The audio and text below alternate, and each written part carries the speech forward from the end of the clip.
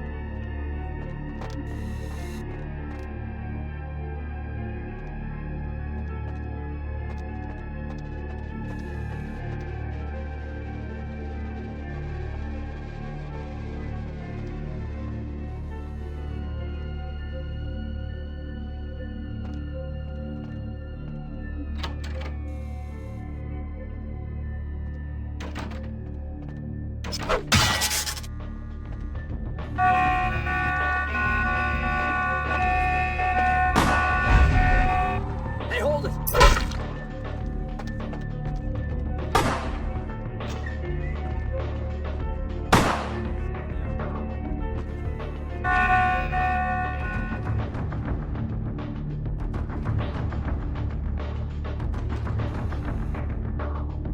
I can't understand why someone would go through the trouble of stealing a box with a very ancient corpse.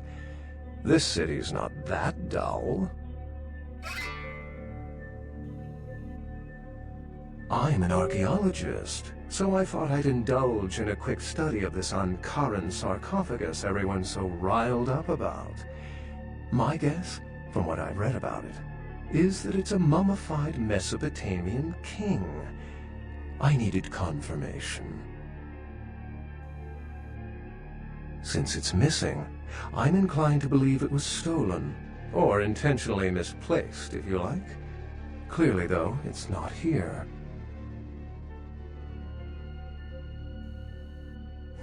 Interesting choice of words. Weren't you here to take it away? Wouldn't that make you an attempted thief? That definitely doesn't make it theft. If I stole it, I would know where it was, and most likely wouldn't be looking for it here. Oh, I really wish I had. All this speculation about the sarcophagus containing an antediluvian and being a portent of Gehenna is making me cringe. These are the kinds of ridiculous, superstitious assumptions I came here to debunk.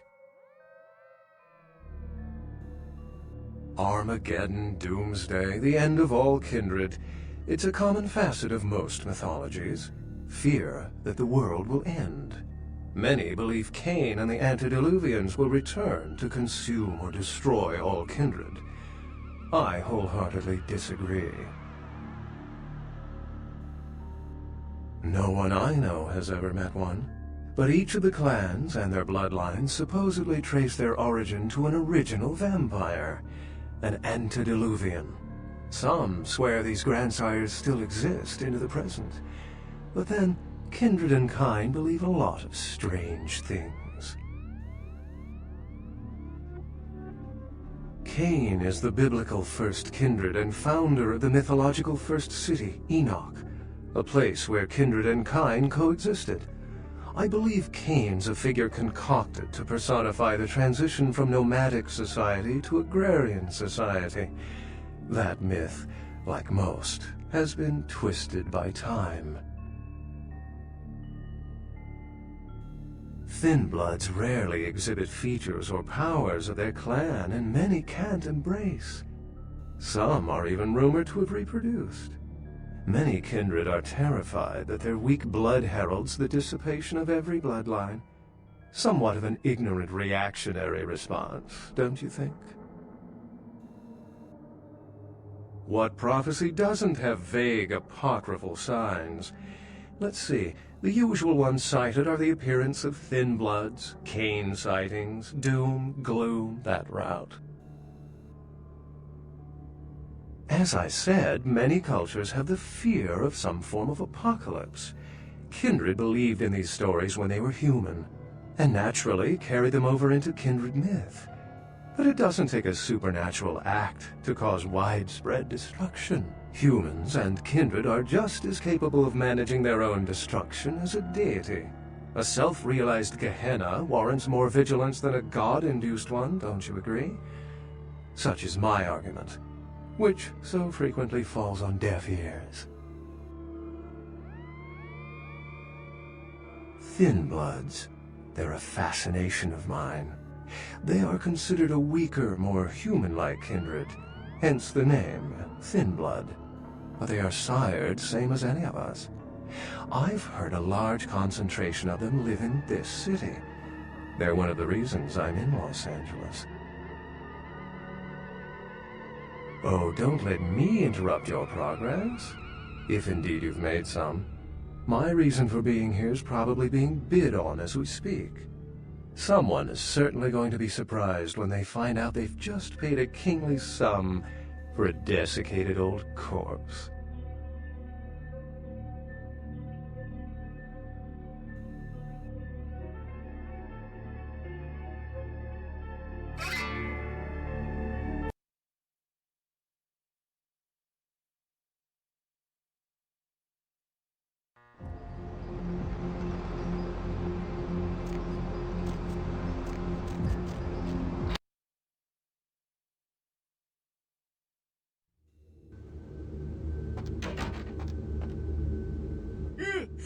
Oh, excuse me, starting to doze off there. Oh, I need to get a guard animal of some sort to alert me when folks come in. Maybe one of them chimps like on that show Ape Detective? Oh, that monkey always gets his man. What? Oh, yeah, Mr. LaCroix's expecting you. For a young guy, he sure likes to work late. Me, I spent most of my youth in the entertainment industry. Yeah, I guarded the sets for over 6 top 10 TV shows.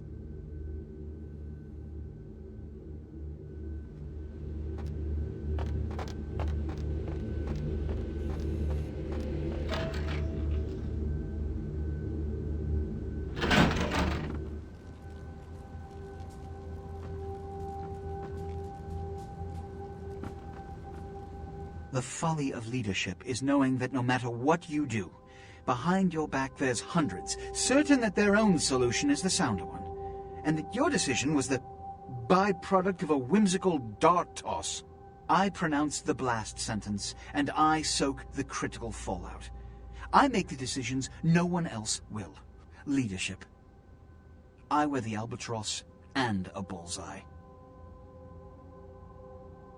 The blood hunt on Nines Rodriguez for the murder of Alistair Grout will be called. Rodriguez's execution is only a matter of time. I have lit the fuse. If a war ignites, it's my head they will sharpen the pikes for. At least I can rest easy in knowing that you, my most promising attendant, has relieved me of one encumbrance tonight. Do you need assistance bringing the sarcophagus up to my office? Stolen? Stolen? How? Who would... Oh, Gary.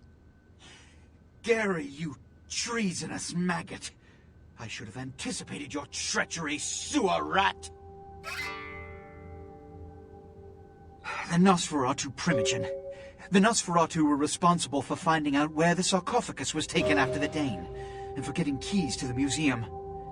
They were the only ones who knew. It's obvious to me now. My mistake. I want him found. I want him... found. The sarcophagus could be exploited, causing who knows what catastrophe to this city. If it were to fall into the wrong hands...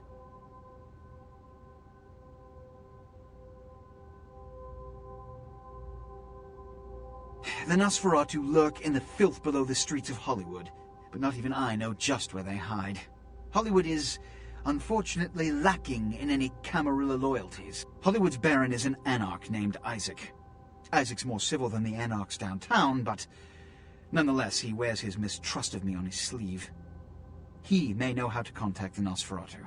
Find Gary and get him to talk. That sarcophagus could be used against us. Do not come back until you have it. Now, I must announce the blood hunt and bear the brunt of all consequences. Escort her out.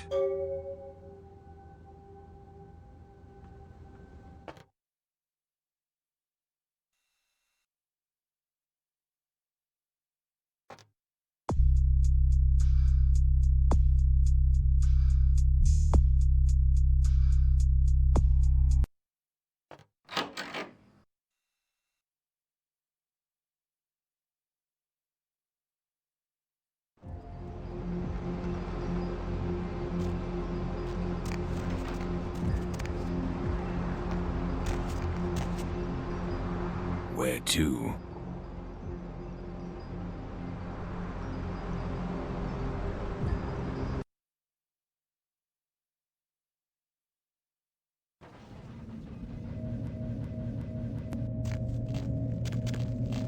Ain't seen you here before. And if I haven't seen you, neither has Isaac. So that's your next stop. Isaac's in the jewelry store at the end of the street. Consider yourself invited. Ha! You do.